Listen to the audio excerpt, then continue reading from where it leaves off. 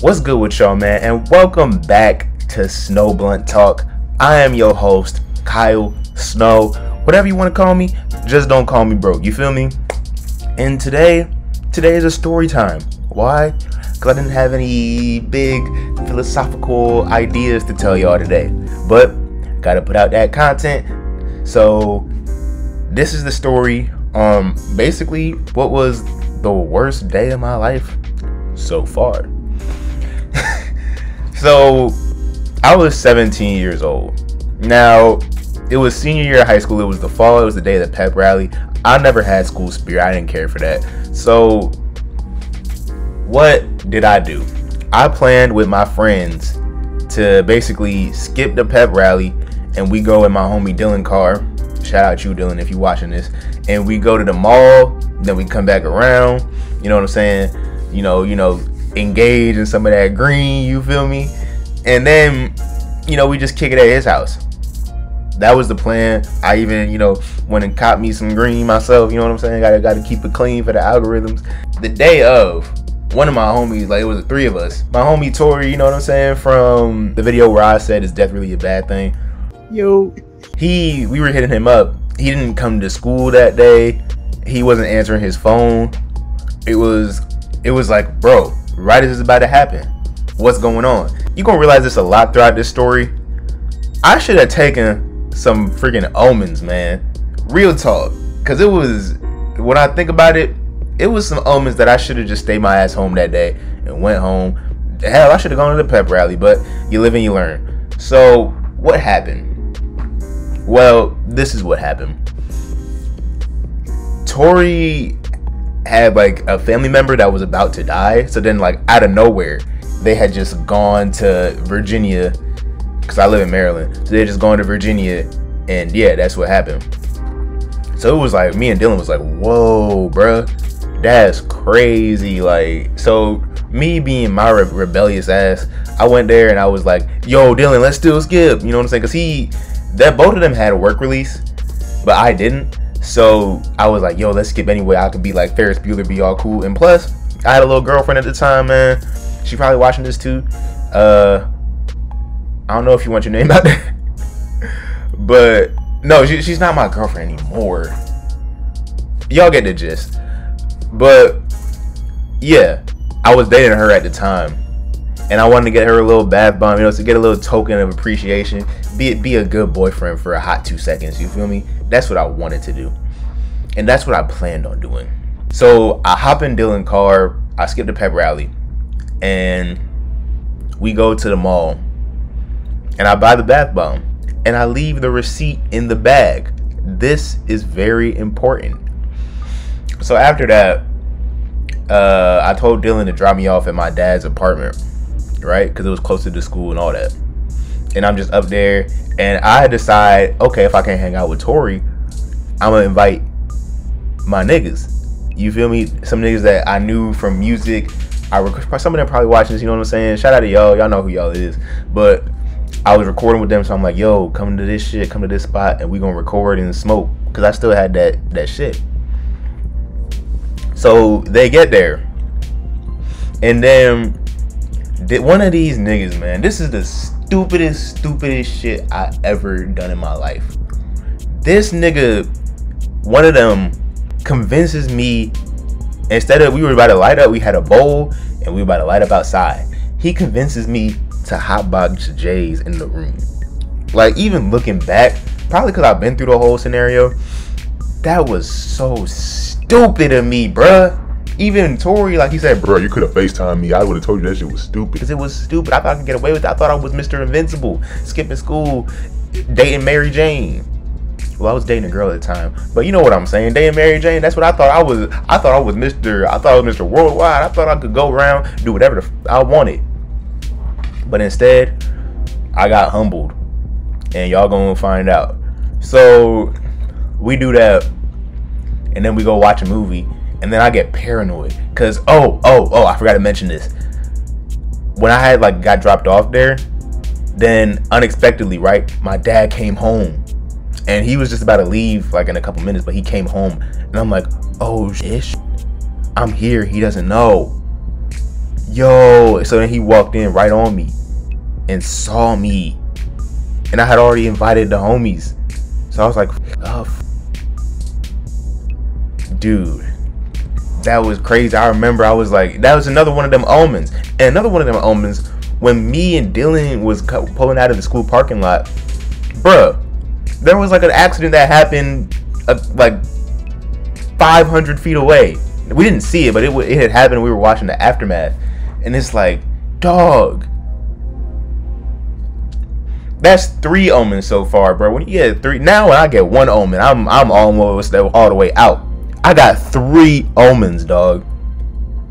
It was so wild because my dad, it was on Friday. He usually worked late, so when he came home that day at like 2 and I should have called it quits then, but he left and I didn't. And the reason why I remember that is because I got paranoid while we was high, and I was like, bruh, we gotta get out of here. Like, I don't know when he's coming back. I don't even see. This is why teenagers are so damn stupid, because we just be taking the dumbest risks, bro. If it was me now, boy, I would have been like, yo, I'm out. You feel me? Because I have a more functioning brain now. But of course, when I was 17, I was a dumbass. So what did I end up doing? So I ended up convincing them to leave. We didn't do any recording, but I ended up convincing us to leave and just hang out around and about. So we left with one of my homies, Jaden. Shout out to you. We drove in his car, and we went out there to McDonald's, and we just kicked it. Now at the McDonald's, bruh, my dad calls me, and by that point, I should have known it was fucking over, dog. Cause he's like, yo, you know, the house kind of smell weird. Like, you all right? You feel me? I found some weird paper. now I didn't know what type of paper he was talking about, bro. But we gonna get into, I mean, y'all could probably already infer by the story. Just reliving this, I'm getting stressed out. But y'all could probably already tell by the story, the nature of the story, what kind of paper he found. Cause this dumb ass, the same nigga that convinced me to leave to hotbox the room. Fuck that nigga, man. But anyway. Yeah, he calls me and I'm like, bro, this shit is over. Fuck this. Fuck this. Fuck this, dude. So I'm over there, and the rest of the time, like, we at McDonald's, we leave McDonald's, I'm over there, I'm thinking my girlfriend might come through. She doesn't end up coming through, and we gonna get into what happened with her later.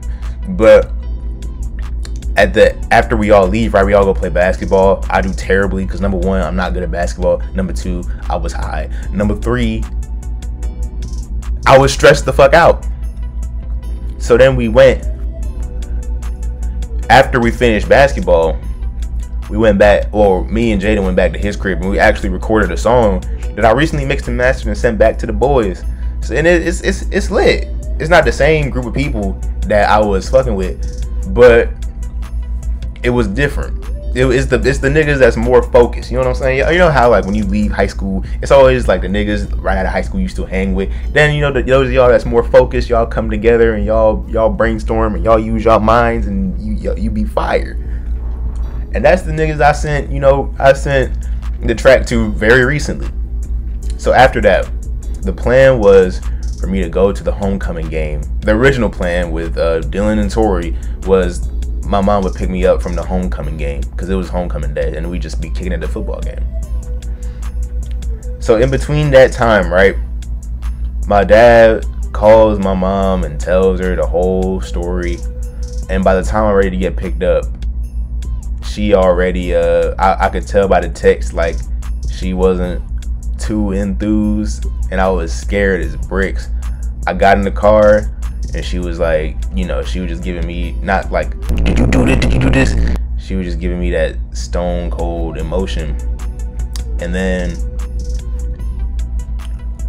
next thing I know, we pulling up to my dad's house. She's like, we're going to your dad's house. And I'm like, it's over. It's all the way over. I still had a little weed in my pocket. I threw that behind the bush and shit. I still had a lighter on me, man. I didn't know what they was. I thought they were going to take my pockets. Like, it would have been exponentially worse if if I had that shit on me at the same time. You know, they were, you know, checking me for doing that in the house nonetheless. Like, it was already enough that I was out there smoking, but the fact that I hotboxed them, I was so dumb. And that's not even all of it too. So we walk in, and then they sit me down, and it's just, not only do I get briefed on, you know, the Mary Jane thing. You know what else happened? You know how I mentioned I left the receipt in the bag? So initially they thought I bought that to try and neutralize the smell. Oh yeah, they also found out, well, my mom already knew about her, but my dad found out I had a girlfriend that day. My mom already kind of knew about her. And I told them I bought it for her. And then they looked at the receipt and saw the time was before school ended. And mind you, I actually never got pressed by the school for leaving early, because I was a senior, and also I was like a good kid. You know, I kept up that image for the people. So, you know, but yeah. So not only was I dating Mary Jane with impunity in the house, I was skipping school. And it's just like, talk about adding salt to a wound, man. Talk about adding salt to a mother effing wound. It was just awful, man. All my little bad boy shit I was doing just came to light. And honestly, looking back on it, I couldn't even imagine how much the image of me fell in my parents' eyes, you feel me? Because that was, to this day, my mom always like, oh, I hope you're not doing this. As they do, you know what I'm saying? I hope you're not doing this. I hope you're not still smoking weed. I hope you doing that. Man, I mean, looking back on it, I'm happier that at least they know that was a part of my history. You know what I'm saying? They know that I was an enthusiast. They don't know I still am, but you know that I'm happy that part of that truth came to light, because it's a certain catharsis when truth comes to light. But at the same time, it's like, bruh, you can't be serious. Like, and oh yeah, I mentioned I was gonna tell y'all what happened with the girl. Yeah, during the time we was dating, I never saw her again after that, because I was grounded effectively, and by the time I was ungrounded, we had broken up, because I was like, I had just, during that month after, it was late September this day happened, and then throughout that October, it was just the worst, man. Not because of like the situation at home, but just because of my emotional moods and shit. Like, and it wasn't because of withdrawal or anything. I never really, I was never like a back to back, hey man, hey. I was just going through it. I was going through it in life, and I was going through it with her, and we had broken up, and we hadn't seen each other in a month by that point.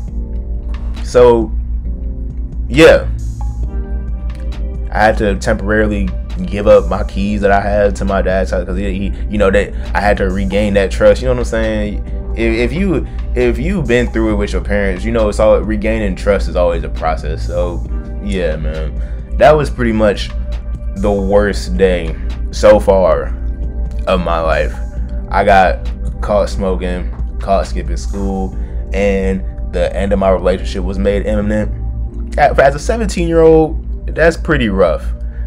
And I lived through it all. So if you ever need some inspiration, you're going through a tough time, maybe you watching this, you just got caught smoking and you want some therapy, man, look, nothing lasts forever, dog. And if you're young, like 15, 16, 17, your parents, bro, they gonna be mad for some time. They not even mad. They probably just disappointed. They just like, damn, and even at that, they'll get over it. At one day they may even be like, okay, do what you do, but just don't do it around here, because weed is becoming legal. Like, you could do what you want, just don't do it around here, or don't. It's basically like drinking now. It's like, okay, if you like to drink and you an adult, hey, do you. But if they have their restrictions about it, then you can move out or something. Like, all I'm saying is this: your parents are just looking out for you, dog. Especially if you're younger.